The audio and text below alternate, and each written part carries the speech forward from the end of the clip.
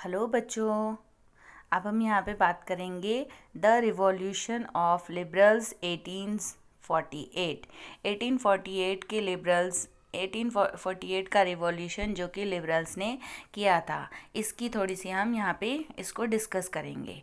Revolution led by educated middle class who combined their demand for constitution with national unification. यहाँ पे जो 1848 में liberals का revolution था, इनकी डिमांड थी, ये रिवॉल्यूशन जो था ये एजुकेटेड मिडिल क्लास ने किया था और इनकी डिमांड थी कि कॉन्स्टिट्यूशन दिया जाए, कॉन्स्टिट्यूशन बनाया जाए जिससे कि नेशनल यूनिफिकेशन को बढ़ाया जाए। नेशनल यूनिफिकेशन को करने के लिए, नेशन को यूनिफाई करने के लिए एक कॉन्स्टिट्यूशन की डिमांड इन लोगों ने रखी थी। अब ये कॉन्स्टिट्यूशन जो है ये कहाँ बना था? ये बना था फ्रैंकफर्ट पार्लियामेंट में।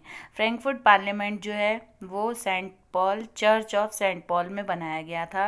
18 मई 1848 को पॉलिटिकल एसोसिएशन के जो मेंबर्स थे, इलेक्टेड 831 रिप्रेजेंटेटिव्स जो थे, जो कि थ्रू इलेक्शन चुने गए थे, उन्होंने क्या किया, वो लोग मिल करके उन्होंने फ्रैंकफर्ट पार्लियामेंट में, जो कि सेंट पॉल चर्च में थी, वहाँ पे एक कॉन्स्टिट्यूशन का ड्राफ्ट जो है वो तैयार किया जर्मन नेशन के लिए। यानी जर्मन नेशन के लिए उन्होंने फ्रैंकफर्ट पार्लियामेंट में, जो कि सेंट पॉल में था, चर्च सेंट पॉल में बनाया गया था, यहाँ पे उन्होंने एक जर्मन नेशन के लिए एक कॉन्स्टिट्यूशन तैयार किया।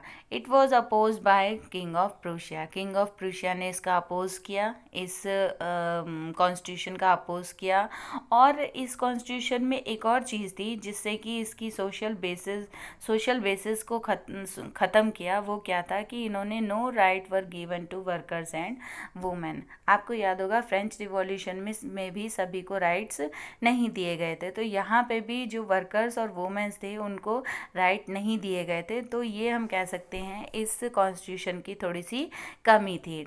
इसके बाद इन्होंने क्या किया? It force that autocratic monarch to introduce some changes, serfdom and bonded labour was abolished. इन्होंने ऑटोक्रेटिक मोनार्क को जो है कुछ चेंजेस के साथ उन्होंने, मतलब ऑटोक्रेटिक मोनार्क को चेंज किया।